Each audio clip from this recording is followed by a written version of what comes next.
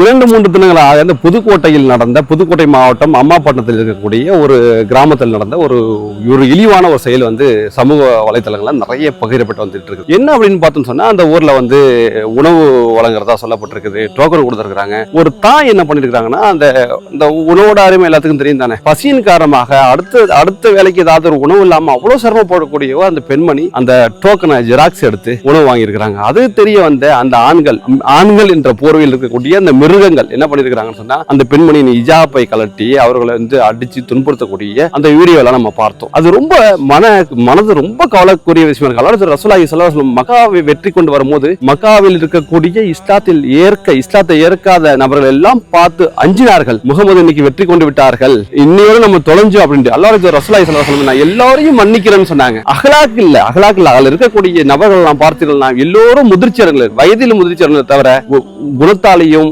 மனதாலையும் அகலாக்களையும் முதிர்ச்சியடையாத ஒரு ஜாகிலாக இருக்கிறார்கள். அல்லாஹ் சொல்லி காட்டுறான் தன்னோட திருமறையில் உஸ்வத்துல் ஹஸனா அப்படிங்கிறான்.